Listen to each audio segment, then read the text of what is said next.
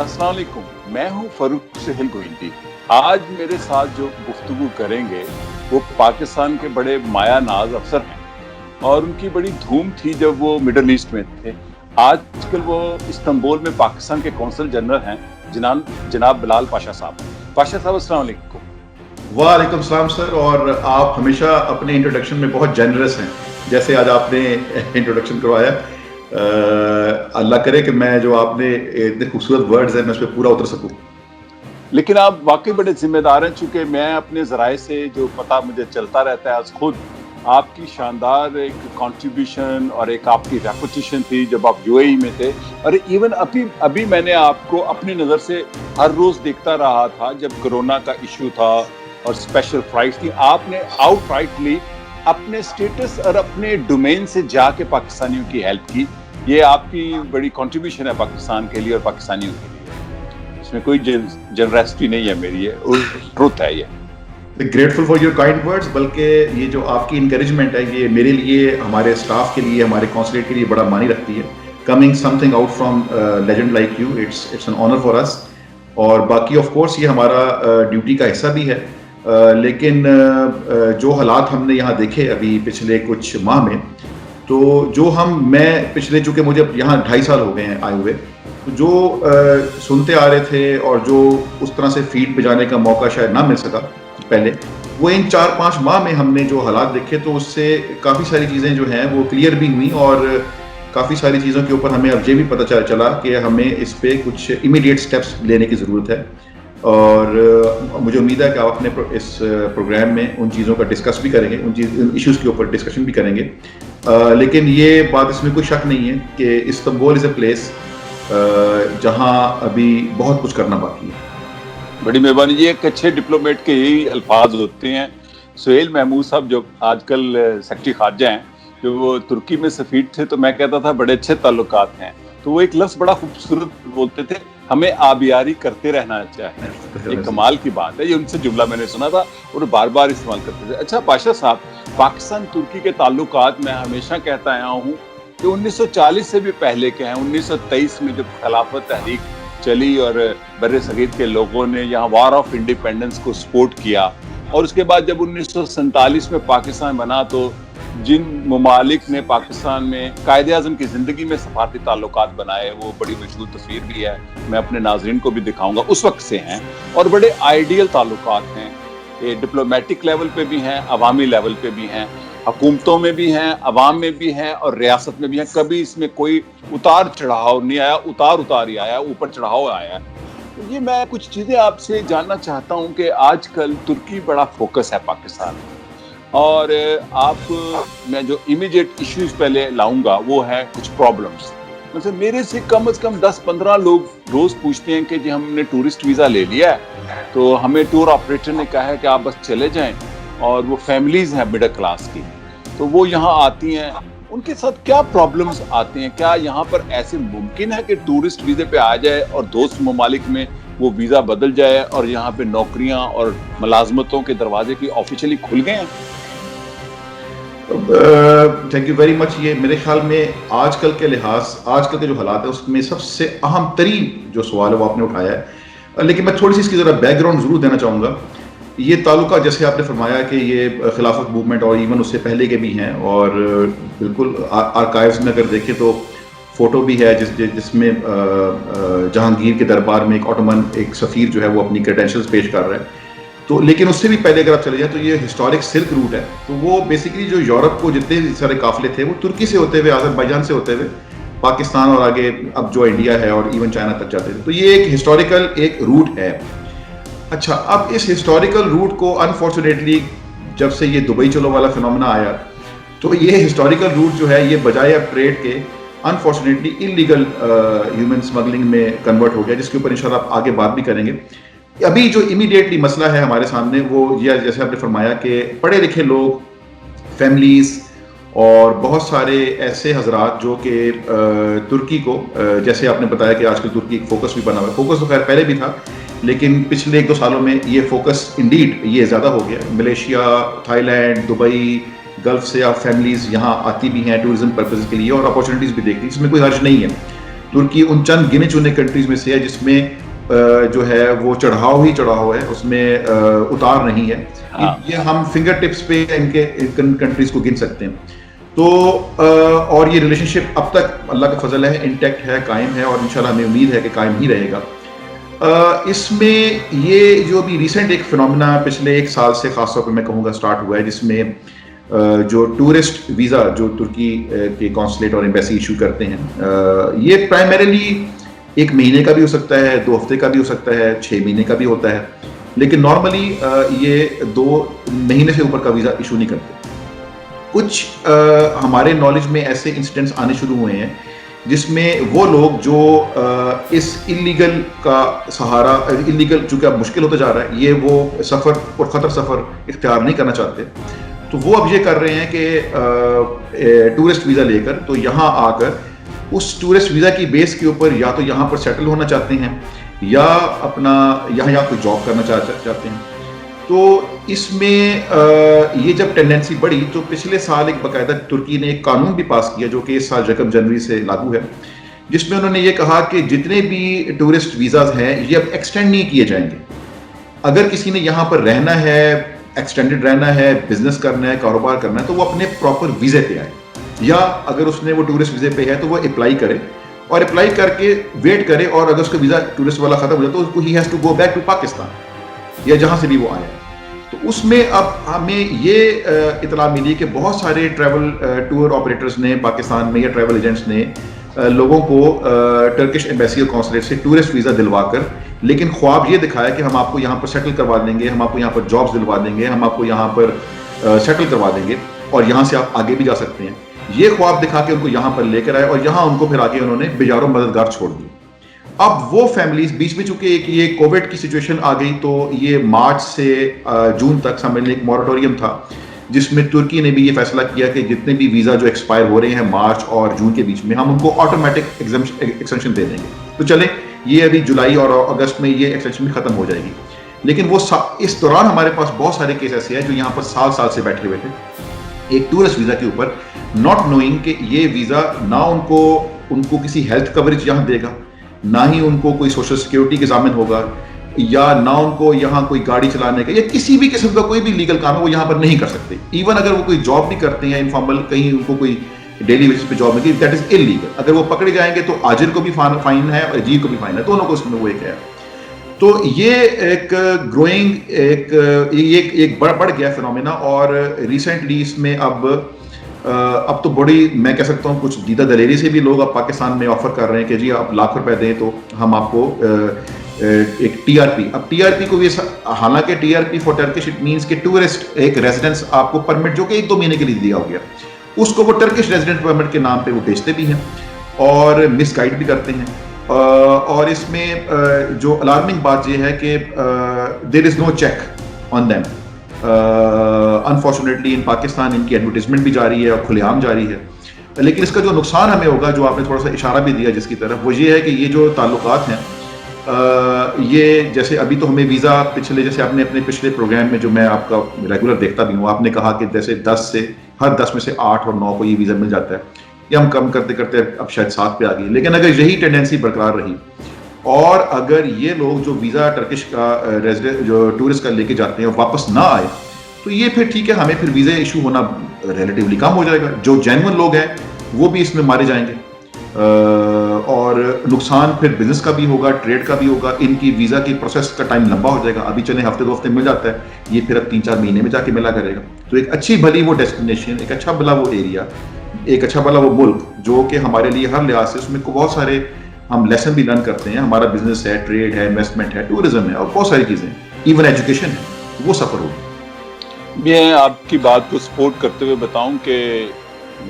2001 یا 2 میں جب بلند ایجوت پرائم منسٹر تھے, میرے دوست تھے, اور ترکی کا ویزا ٹھیک ٹھاک مشکل ویزا ہوتا تھا, تو میں نے جب ان کو ریکویسٹ کی تو انہوں نے کہا پرابلمز یہ ہیں کہ جو ویزا لے کر آتے ہیں ان کے بعد وہ اس ویزے پر رہنا چاہتے ہیں, یعنی کہ بغیر ویزے کے, تو اس لیے ہم ڈسکریج کرتے ہیں.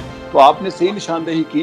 اچھا اب مجھے یہ بتائیں کہ کتنی فیملیز ہیں جو ایسا ویزا لے کے آئی ہیں پچھلے 1 سال یا مہینوں میں, ٹورسٹ ویزا لے کے, مڈل کلاس پڑھی لکھی ٹور آپریٹرز کے جھانسوں میں इलीगल तरीके से, यानी कि टूरिस्ट वीजे के बाद वो जॉब करने कितनी फैमिलीज हैं, कोई अदाद शुमार है आपके पास? अच्छा, इसका जो एग्जैक्ट अदद शुमार है वो यहाँ एक इदारा है, गोच इदारा जिसको हम कहते हैं। हाँ जी, गोच इदारा वो ये सारे इदारे, वो ये सारे फिगर्स और कैलकुलेट करता है। लेकिन ये जो आपने टीआरपी का बताया, ये लोग कोच इदारे के पास रेफर नहीं होते, क्योंकि इन लोगों, ये तो टूरिस्ट वीजा के ऊपर आए हुए हैं, और ये वीजा को, हाँ, जब ये वीजा को एक्सटेंड कराने के लिए या इसको कन्वर्ट करने के लिए व्हाटएवर, जब ये अप्लाई करते हैं तब उनके पास एक स्टैटिस्टिक्स आ जाती है। तो जो हमें गोच इदारे से एक इनिशियल फीडबैक आया हुआ है, जो उनकी इनिशियल स्टैटिस्टिक्स हैं, ये इनिशियल स्टैटिस्टिक्स मैं आपको बता रहा हूँ, यानी कि ये वो लोग हैं जिनका केस इन्होंने अप्लाई किया, लेकिन इसका रिजल्ट क्या है, क्या वो रिजेक्ट हो गए, क्या उनका एक्सेप्ट हो गया, ये हमें नहीं पता। लेकिन करीबन कोई 1,500 से 2,000 उन्होंने हमें बताया कि ऐसे केसेस हैं जो हमें फैमिलीज ने रजू किए हैं। इसके अलावा जो हमारा कम्युनिटी है यहाँ पर बड़ी माशाल्लाह एक्टिव है, हम देखते भी हैं, हम घूमते भी हैं, प्लस जो कॉन्सुलेट को शिकायत भी आती हैं, जो हमारे पास विजिट भी करते हैं, आप ये समझ सकते हैं कि 1,000 के करीब फैमिलीज और भी ऐसी हैं। तो इन टोटल आप कह सकते हैं कि 3,000 के करीब फैमिलीज ऐसी हैं जो ये सोच के यहाँ पर आई हुई हैं पिछले कुछ महीनों से या 1 साल से इवन, कि हमने यहाँ पर सेटल होना है।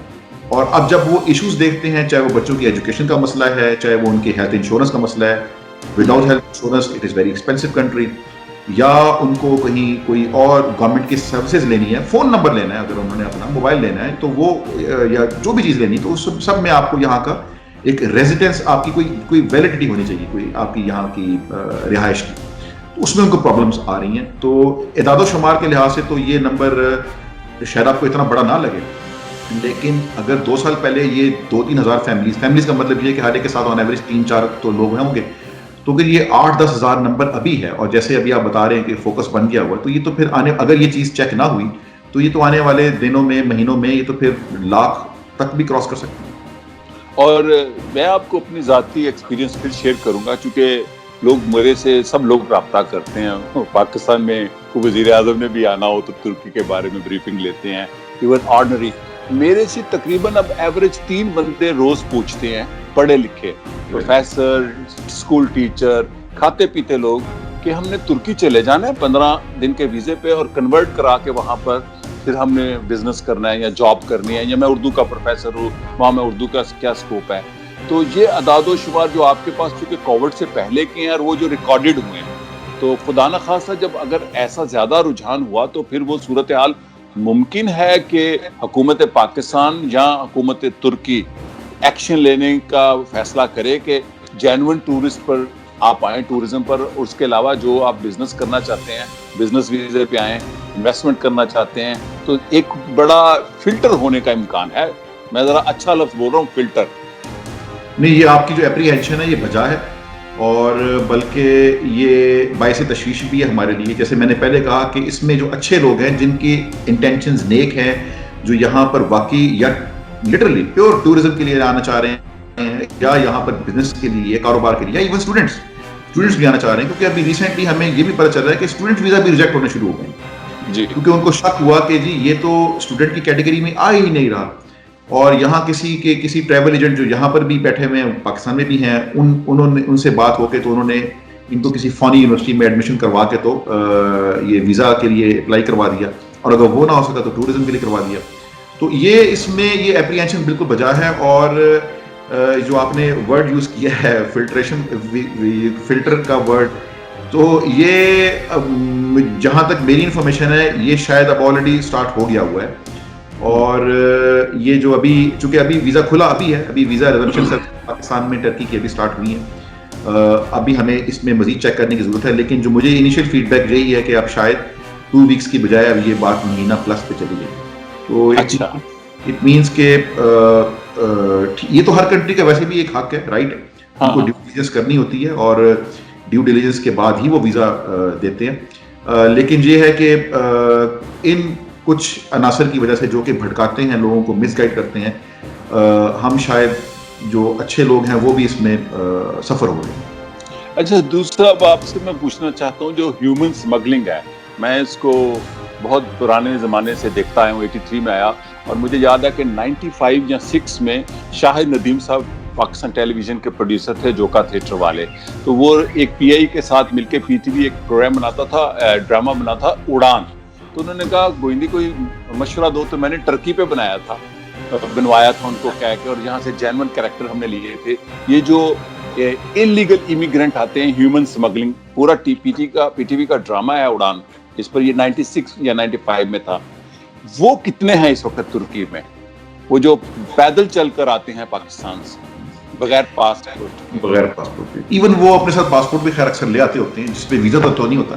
تو آپ یہ کہہ سکتے ہیں اس وقت ہمارے پاس ایک ایسٹیمیٹ ہے, اور آف کورس یہ ایسٹیمیٹ جو ہے ہمیں یہاں کی جو جندرما ہے, جو پولیس ہے, پیراملٹری پولیس کہہ سکتے ہیں, اور جو یہاں گوچ ادارہ ہے یا جو ڈیٹینشن سینٹرز آپریٹ کرتے ہیں, تو یہ ان کے ایسٹیمیٹس ہیں. اور ان کے ایسٹیمیٹ کے مطابق جو ہے پچھلے سال یہ تعداد تقریباً 50,000 کے قریب تھی, اور اس سال جو ہے یہ 70 سے 80,000 کے قریب ہے.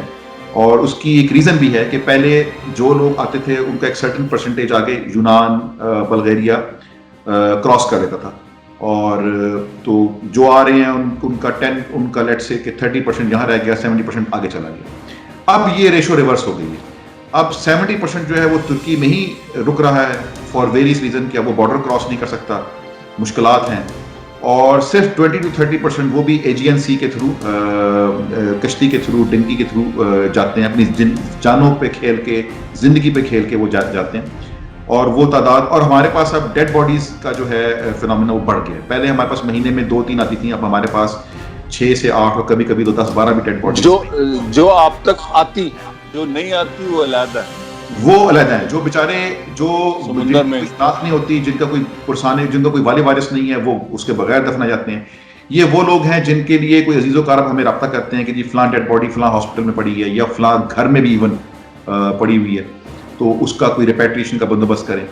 تو جو آپ کا سوال تھا کہ ایگزیکٹ ہم یہ کہہ سکتے ہیں کہ تقریباً 70,000 کے قریب اس وقت جو ہے انلیگل مائیگرینٹ پاکستانی یہاں پر یہ ہیں. یعنی کہ یہ وہ لوگ ہیں جو پاکستان سے چل کر ایران کے راستے ہوتے ہوئے ترکی پہنچے, اور یہ ترکی کے ڈفرینٹ ایریاز میں ہیں. لیکن ڈیفینیٹلی استنبول میں 60% جو انلیگل پاکستانی ہے وہ استنبول میں ہے, باقی کچھ ازمیر میں ہے, انطالیہ میں ہے, ارزروم میں ہے, وان میں ہے, اس طرح کی. اچھا, میں آپ کی وساطت سے, چونکہ آپ کا کہا ہوا بڑا امپورٹنٹ ہے, آفیشیل اسٹیٹمنٹ ہے, کیا ایسے انلیگل جو ہیومن سمگلنگ کے ذریعے پہنچتے ہیں, پاسپورٹ ساتھ رکھ لینا تو اور بات ہے نا, کیا ان کا کوئی اسکوپ ہے ترکی میں؟ ان ون ورڈ تو یہ ہے کہ میں انہی کی زبانی بیان کرتا ہوں. کچھ لوگ جو اس میں کچھ عقل مند تھے وہ یہ کہتے ہیں کہ یہ ہماری زندگی کا سب سے بڑا پچھتاوا رہے گا کہ ہم پاکستان میں اپنی 1,000 روپے کی دہاڑی چھوڑ کے یہاں آ کے ہم نہ صرف ذلیل ہو رہے ہیں, اور اس سے بھی کم 300-400 روپے ایکویلنٹ آف پاکستان پہ ہم کما رہے ہیں. جو ہم نے قرضے لیے وہ اتارنا تو دور کی بات ہے, ہم نے یہاں ہمارا سروائیول بھی جو ہے وہ ایٹ اسٹیک ہے, الٹا پاکستان سے وہ اور پیسے منگوا رہے ہیں. تو میری تو یہ اپیل ہے آپ کے تھرو کہ خدا را اپنی فیملیز کو, اپنے والدین کو, اپنی بہنوں بھائیوں کو, اپنے عزیز و کاروں کو جو آپ کو ٹارچر ملنا یہاں پر, جو ملنا ہی ملنا ہے یہاں پر, اس سے بچائیں. یہاں پر کوئی ایسی, جسے کہتے ہیں آپ کہہ رہے ہیں کہ یہاں پر کوئی دبئی چلو فینومینا نہیں ہے, نہ یہاں کوئی ایسی کوئی کنسٹرکشن ہو رہی ہے, نہ یہاں پر کوئی لیبر کی کمی ہے ترکی میں اٹسیلف, اور یہاں پر کوئی ایسی آپ یہ کہہ سکتے ہیں کہ اب نہ پچھلے سالوں میں نہ آئندہ آنے والے سالوں میں کوئی ایسی کوئی بہت بڑی ڈیمانڈ ہے کہ ہزاروں کی تعداد میں لیبر یہاں پر آ جائے.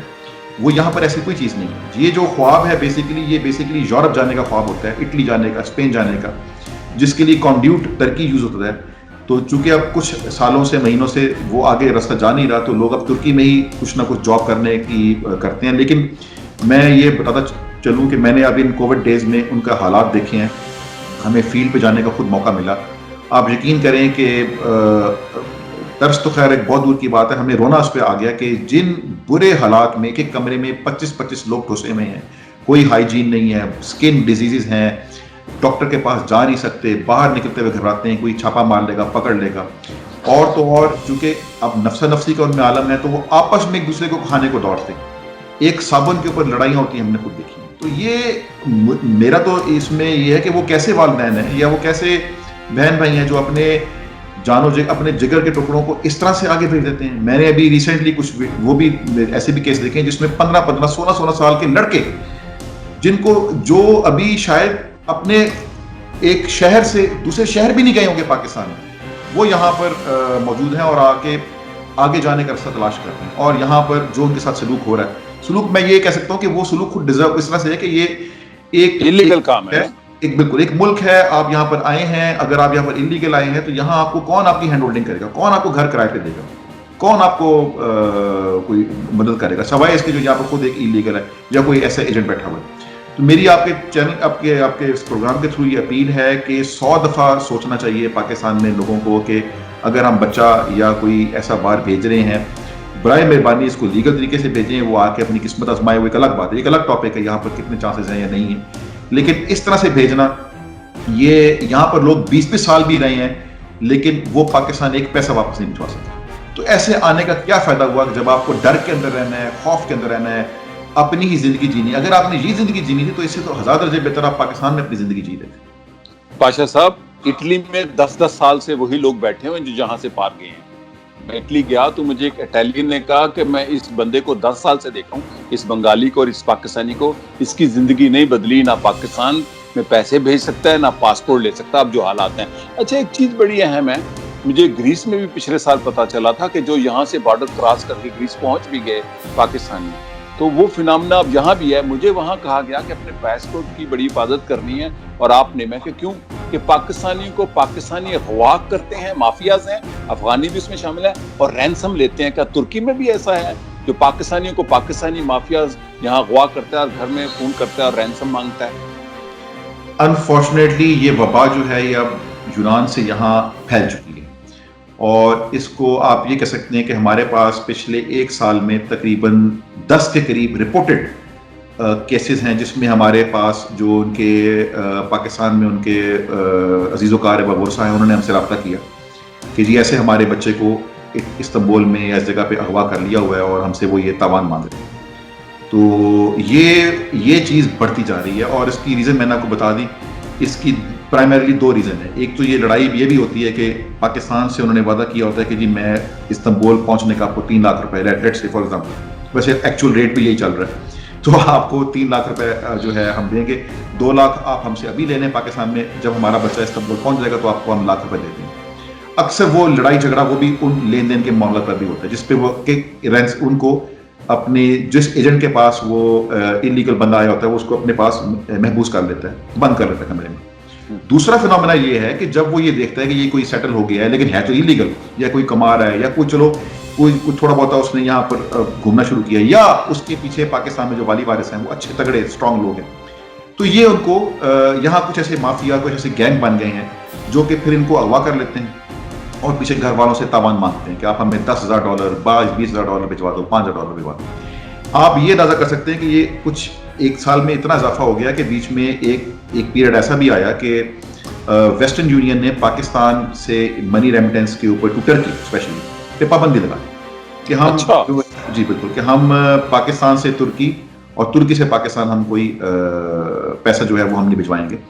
تو آف کورس وہ پھر اس کو اعلیٰ سطح پہ ٹیک اپ کیا گیا اور ہم نے اس کو ریزالو کروایا. لیکن یہ اس طرح کا کاروبار اور اس کا اس طرح سے منی ایکسچینج کے تھرو یوز ہونا، تو یہ تو ایک غلط نام، ایک جیسے کہہ سکتے ہیں ایک ہمارا ملک کی بدنامی ہے. اور یہ بھی تاثر کیجیے کہ پاکستانی ایک جو ہیں یہ ٹھیک ہے تلاشی روزگار کے لیے آئے ہوئے، لیکن اٹ مینس کہ یہاں پر کرمنل مائنڈ سیٹ بہت ہے. اور چونکہ اب وہ جابز یہاں پر نہیں ہیں تو اب مجبوری کے عالم میں وہ انفارچونیٹلی ہمارے پاس اب ریسنٹلی کیسز ایسے بھی آئے ہیں جس میں ڈرگس کے ٹریڈ میں بھی انوالو ہوئے ہیں، بچے بھی ہیں، بڑے بھی ہیں. نارکوٹکس یہاں پر بھی بڑا سخت قانون ہے نارکوٹکس کی موومنٹ، اس کی اسمگلنگ اور کنزمپشن کے اوپر، اس میں پکڑے گئے.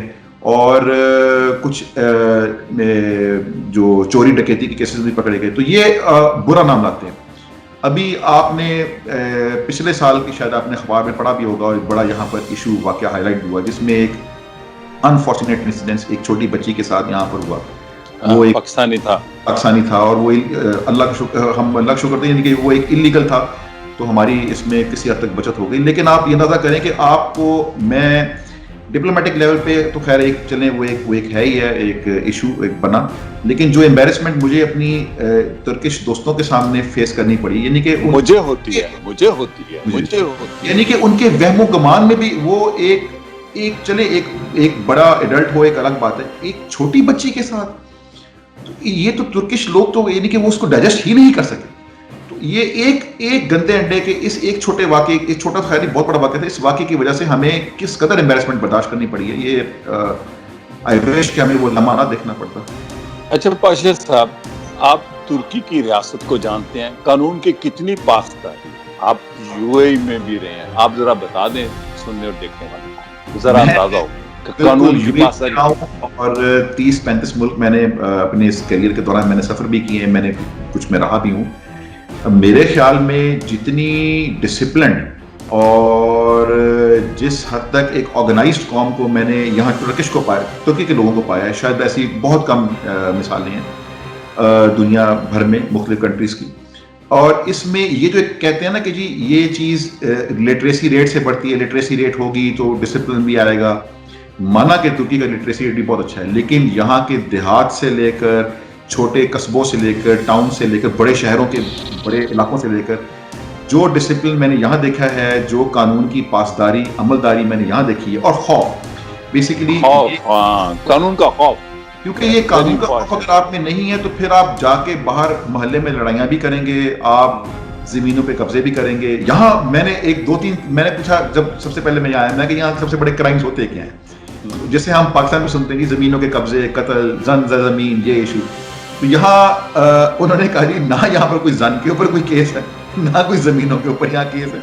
यहाँ अगर केस है तो थोड़ा लेन देन के ऊपर केसेस होती हैं, या अगर आपका कोई पर्सनल कोई फैमिली मैटर्स हो गए। यहाँ पर क्रिमिनल केस की जो रजिस्ट्रेशन है, वो जो उसकी जो रिकॉर्ड होते हैं वो बहुत कम है। यहाँ पर फैमिली नेचर के केस, सिविल नेचर के केस यहाँ पर काफ़ी होते हैं, दीवानी मुकदमा जिसको कह सकते हैं।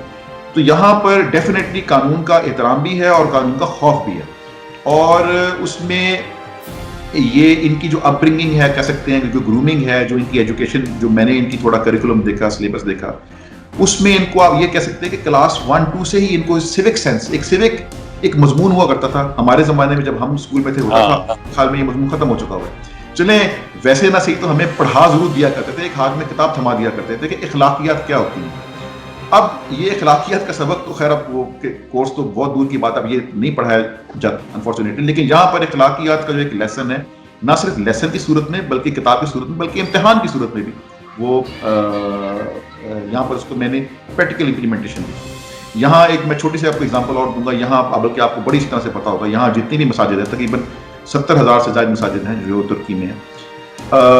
वो सारी की सारी जो उनमें खुतबात हैं या उनमें जो अपॉइंटमेंट ऑफ मौज़न है, इमाम है, और जो खुतबा जितना भी उसमें दिया जाता है, ये सारे का सारा एक रेगुलेटेड है। और ये आप इसको इस पे कुछ तनकीदें भी होती है कि शायद ये बड़ा कोई जबर पे मबनी वो है।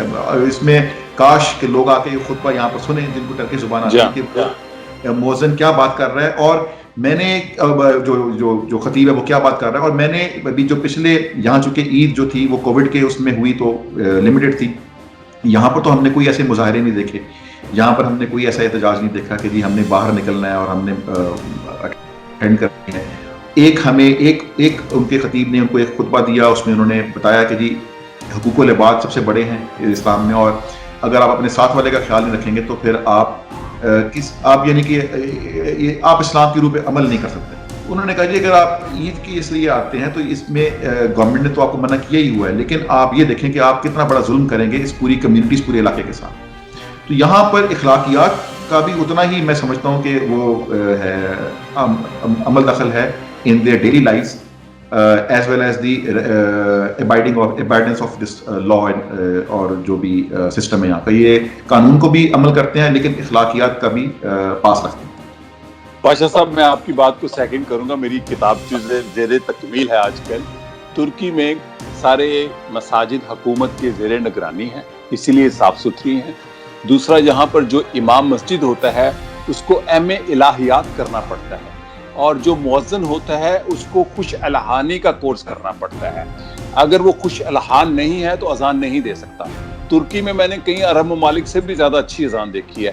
اچھا اب آپ کے ساتھ میں کچھ چیزیں اور شیئر کرتا چلوں کہ پاکستان ترکی کے تعلقات کا ایک شاندار روایت ہے کہ جو 2005 میں زلزلہ آیا کشمیر میں تو کیسے صدر طیب اردوان جو وزیر اعظم تھے اس وقت اور ترک حکومت نے اور عوام نے ہمیں سپورٹ کیا, لیکن ہم نے بھی ان کو کیا.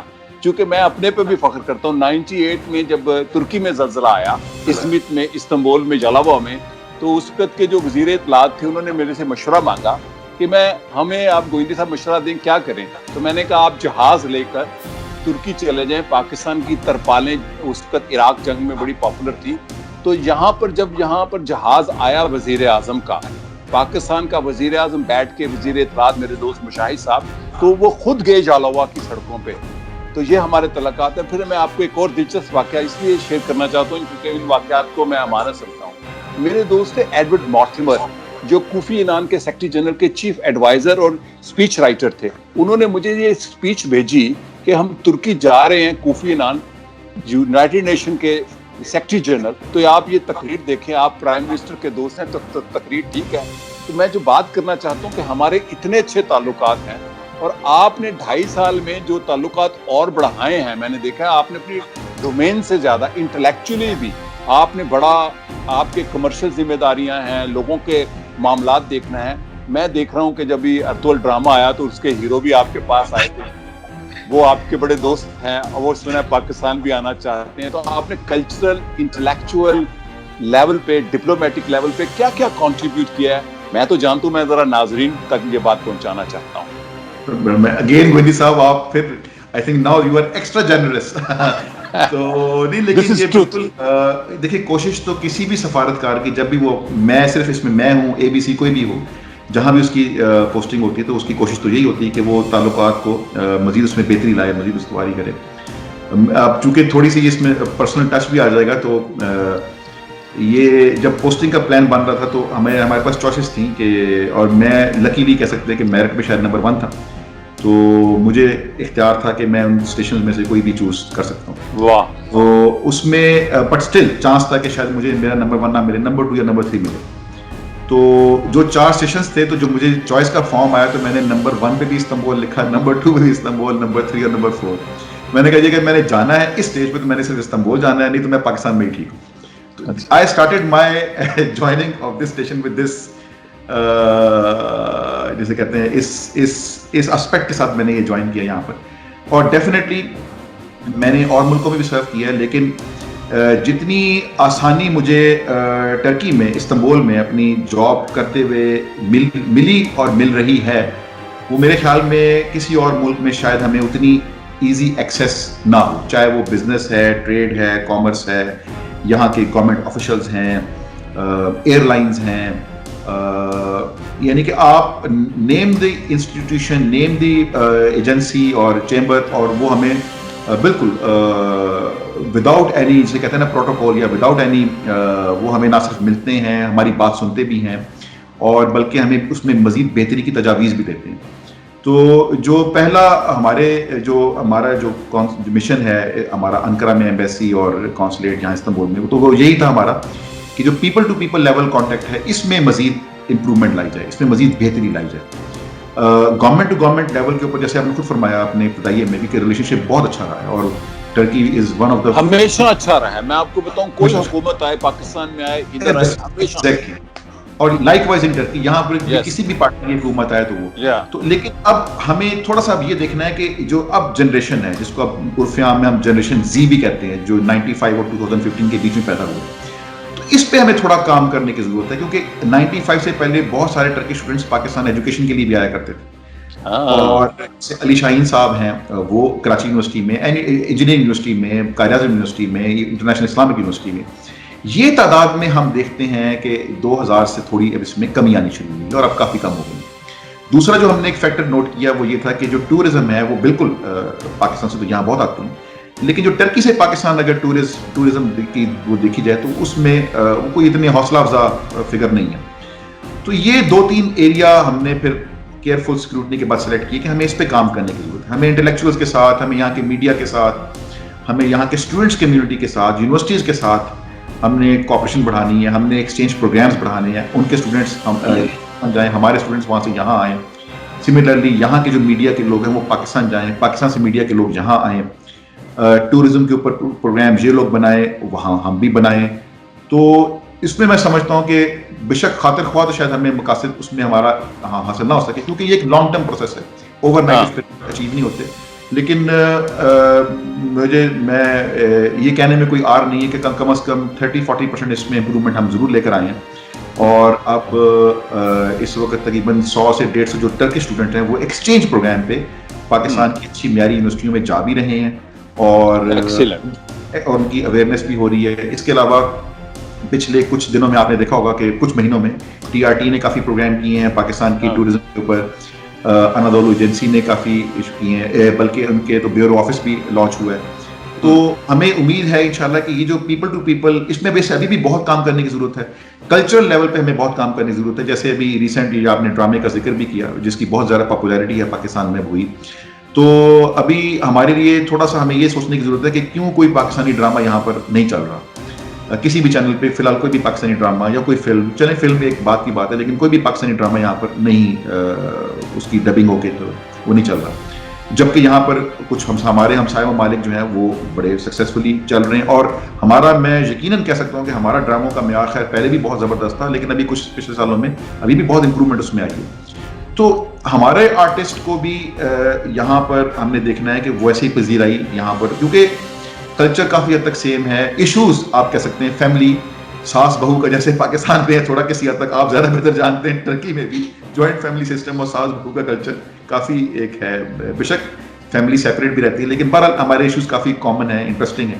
تو یہ ابھی ہمیں فردر ایکسپلور کرنے کی ضرورت ہے. ہمیں یہاں پر مزید انگریس کرنا ہے کلچرل فرنٹ کے اوپر, اور آف کورس ایکیڈیمیا فرنٹ کے اوپر بھی.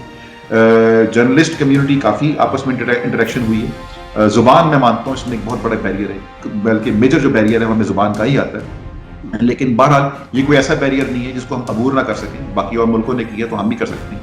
ایک میں چھوٹی سی میں آخری میں اس میں ایڈ ضرور کروں گا کہ اب ہم ایک سیریسلی ہم ایک کنسیڈر بھی کر رہے ہیں, بلکہ کافی ہم نے کام شروع بھی کر دیا ہے, of establishing a Pakistan culture centre in Istanbul. ترکی والوں کا تو بالکل, ترکی والوں کا تو یونس ایمرے سینٹر ہے, لاہور میں ہے اور بڑا کام کر رہا ہے. سملرلی شاید آنے والے دنوں میں ایک اتا ترک چیئر بھی بننے جا رہی ہے اسلام آباد میں.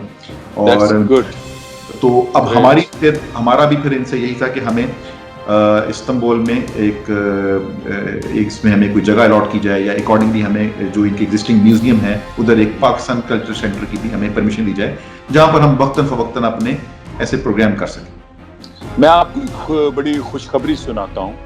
میں پچھلے سال اتا ترک کے مقبرے پہ تھا, تو ان کے مقبرے میں جو میوزیم ہے وہاں پہ اتا ترک کی کتاب نطق رکھی ہوئی تھی انگریزی میں اور زبانوں میں. تو جو چند زبانوں میں ترجمہ ہوئی ہے نطق, وہ اردو میں بھی رکھی ہوئی تھی, اور ڈاکٹر A.B. اشرف صاحب نے اور جلال سویدان صاحب نے ترجمہ کیا ہے. شاندار کتاب. اور میرے ساتھ ڈاکٹر A.B. اشرف کو میں لے گیا, ان کو میں نے بتایا نہیں تھا, ایک دن پہلے بھی گیا, تو وہ دیکھ کے حیران ہو گئے.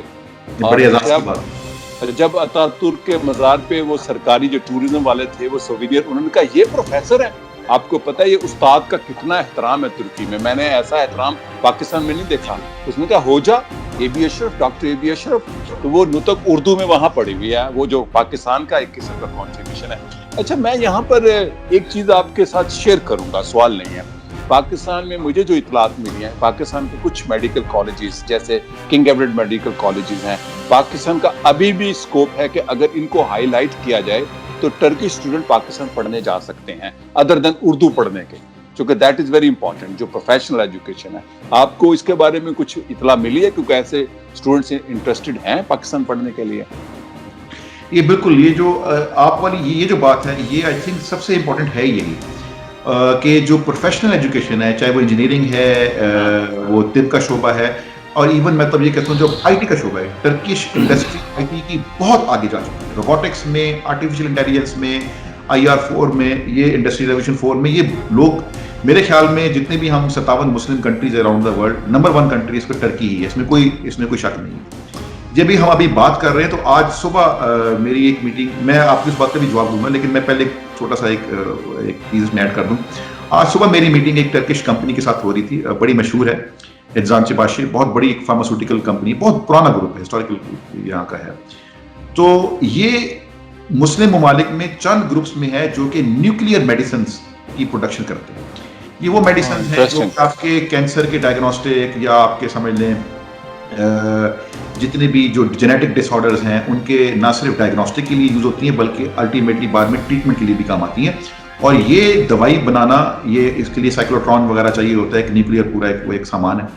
تو لیکن یہ بہت یہ ٹرکی ہے اور کسی حد تک شاید ملیشیا نے بھی اس کے اوپر تھوڑا سا کام کیا، لیکن ٹرکی اس کا لیڈنگ ہے اور یہی کام کر رہا ہے. تو ہمیں انہوں نے یہ کہا، جو آج میری تھوڑا سا باعث فخر بھی تھا، انہوں نے کہا جی ہم پاکستان میں یہ دوائی بھیج رہے ہیں، ایکسپورٹ کر رہے ہیں، ہم وہاں پروڈکشن نہیں کر رہے، لیکن ہمیں پچھلے 2-3 سال سے ان کو پچھلے 5 سال سے وہ یہاں سپلائی کر رہے ہیں. لیکن انہوں نے کہا کہ جو ہم نے اپنے پاکستانی ڈسٹریبیوٹر دیکھے ہیں اور جو ہم نے پاکستانی میڈیکل پروفیشنلز دیکھے ہیں، جو ہم نے مائکرو بایولوجسٹ دیکھے ہیں، وہ ہمیں تو ٹرکش یونیورسٹی سے بھی جو پروڈیوس ہوئے ہیں ان سے بھی زیادہ ان کا اچھا معیار لگا ہے. تو ہم تو یہ سوچ رہے ہیں کہ ہم اب پاکستان میں ایک اپنا جو ہے نیکسٹ جو پروڈکشن فیسلٹی ہے ہم وہاں پر لے کر جائیں اور ہم ان کی سروس کا فائدہ وہاں پر اٹھائیں. تو یہ جو آپ کی بات ہے کہ جی کنگ ایڈورڈ میڈیکل کالج ہو گیا یا باقی ایسے ہو گئے، تو اس میں ایک ڈیولپمنٹ تو ضرور ہوئی تھی. جو ہمارا پشاور کا خیبر میڈیکل کالج ہے ان کا اور جو میڈی پول یونیورسٹی ہے، بڑی مشہور، آپ نے سنا ہوگا میڈی پول یونیورسٹی، ان کا آپس میں ایک ایگریمنٹ ہو گیا ہوا ہے. لاسٹ ایئر یہ ہوا تھا اور اس سال اس کو انہوں نے فائنل سائن بھی کیا. اور اس میں یہ پروویژن ہے جس میں جو فائنل ایئر کے اسٹوڈنٹس ہیں وہ کچھ حصہ جو ترکی والے ہیں وہ پشاور میں کریں گے اور جو پشاور کے اسٹوڈنٹس ہیں وہ یہاں پر میڈی پول یونیورسٹی میں کریں گے. لیکن یہ ابھی سٹارٹ ہے، یہ بگننگ ہے. میرے تو خیال میں بات اس سے بھی آگے جانی چاہیے. انڈسٹریل ریسرچ میں یہ ملک بہت آگے ہے، چاہے وہ اسٹیل کی ٹیکنالوجی ہو، آٹوموٹیو ہو، آٹو پارٹس میں، اور ایون ان کی لوکوموٹیو ہو، ٹرین ہو، ریلویز ہو، یہ بہت آگے ہیں. ہمیں ان سے ان چیزوں میں بہت کچھ سیکھنے کی ضرورت ہے. تو ہمارا نیکسٹ اس میں اب یہی ہے کہ جو ہماری انجینئرنگ یونیورسٹیز ہیں ان کو کسی طرح سے یہاں کی انڈسٹری کے ساتھ اور یہاں کی جو یونیورسٹی ہیں ان کو پاکستان کی انڈسٹری کے ساتھ کوئی ایک پروگرام بنایا جائے. اس میں ایک ابھی پریزیڈنٹ اردوغان کا وزٹ ہوا تھا پاکستان کا، یہ فیبری ابھی آج سے کچھ 5-4 مہینے پہلے. اس میں ایک بڑا ایک لینڈ مارک ڈاکومنٹ سائن ہوا تھا، strategic economic frame work, SCF اس کو کہتے ہیں. اس اسٹریٹجک اکنامک فریم ورک میں یہ کچھ ہم نے پوائنٹس رکھے ہوئے ہیں جس میں یہ ہم نے کوشش اس میں ہم نے کی ہوئی کہ جیسے ہماری نیشنل ٹیکسٹائل یونیورسٹی ہے فیصل آباد میں، یہاں کی ٹیکسٹائل تو بہت ایک ہائی لیول کی پہنچ چکی ہے. یہ لوگ ٹیکنیکل ٹیکسٹائل میں، سنتھیٹک میں بہت آگے جا چکے ہیں. تو ہم نے اس میں کولیبریشن رکھا ہوا ہے. سملرلی ہم نے میڈیکل، ہم نے ایون میٹرولوجی کا جو فیلڈ ہے، ہم نے اسپیس سائنس کا جو فیلڈ ہے، اس میں بھی ہم نے کوآپریشن کا ہے. لیکن بات ساری وہی ہے کہ اس میں تالی دونوں طرحوں سے بچتی ہے. تو جس جذبے کا آپ نے ابھی اظہار کیا ہے، ایسے جذبے کا اظہار پاکستان کے ادارے، یونیورسٹیاں بھی کریں. تو اور ہمیشہ امریکہ یا UK کی طرف بے شک دیکھیں، وہ بھی ڈیولپڈ کنٹری ہے، لیکن ترکی کی طرف بھی ذرا اگر نظر گھما لیں تو اس میں کوئی مذائقہ نہیں ہے، کوئی برائی نہیں ہے. اچھا پاشا صاحب، میں چونکہ زیادہ طویل بات لوگ پسند نہیں کرتے تو میں ذرا آخری ایک بات چاہوں گا. آپ پاکستانیوں کو بحیثیت قونصل جنرل اور بحیثیت پاکستانی اور ایک ترکی کا دوست ہونے کے ناطے کیا سارے لوگوں کو متعلقہ جن کو ہم نے ڈسکس کیا ہے کیا پیغام دینا چاہتے ہیں؟ میں سوال بڑا مشکل ہے تو بڑا آسان ہے، آپ نے سمجھ گئے اس کو ایک کوزے میں بند کر دوں. لیکن بہرحال میرا تو ایک ہی چیز میسج ہے جو آج کل کے حالات میں دیکھتا بھی ہوں کہ آپ ترکی کی گرم جوشی کو، ترکی سے ہمارے تعلقات کو مد نظر رکھتے ہوئے اس کو ضرور اس خوبصورت ملک کو ایکسپلور بھی کریں، ٹورزم پرپزز کے لیے بھی ایکسپلور کریں، بزنس، ٹریڈ اینڈ کامرس کے لیے بھی ایکسپلور کریں. جائز طریقے سے آئیں اور جائز طریقے سے ہی واپس جائیں. ہماری آپ کی سب کی عزت یہاں پر قانونی طور پہ رہنے میں، قانونی طور پہ اپنا بزنس کرنے میں، قانونی طور پر ہی اسٹڈیز کرنے میں، پڑھائی کرنے میں ہے. ہماری ریپوٹیشن اب بھی ایک ہارڈ ورکنگ، آنیسٹ اور پروفیشنل کی یہاں پر ہے. یہ ان ممالک نے جہاں پر ابھی بھی پاکستانیوں کی قدر کی جاتی ہے. پاکستان کا نام اسٹریٹ میں لیں تو جیوے پاکستان تو ایک ایسا نعرہ ہے جو کہ کس کی زبان ہے. تو میرا میسج یہی ہے کہ جیوے پاکستان کو کا جو پرچم ہے وہ بلندی رکھیں، اس کو جیوے پاکستان ہی رکھیں. ان کے منہ سے ہمیں جیوے پاکستان ہی سننے دیں. اس نعرے کو خراب نہ کرنا. بلال پاشا صاحب بہت شکریہ. آپ نے 40-45 منٹ میں ہم نے کافی چیزیں ڈسکس کی اور آپ کی مہربانی کہ آپ آج بہت بزی تھے, مجھے پتا ہے ہر روز ہی بزی ہوتے ہیں. آپ کا شکریہ. اور پاکستان ترکی دوستی زندہ باد, پاکستان ترک عوام دوستی زندہ باد. پاشا صاحب آپ کا بہت شکریہ. میں آپ کا بڑا ممنون ہوں ایمانداری سے, چونکہ میں پاکستان کے لوگوں کی رہنمائی چاہتا ہوں. میری مادر وطن پاکستان ہے, ترکی میرا عشق ہے. شکریہ اور خدا حافظ.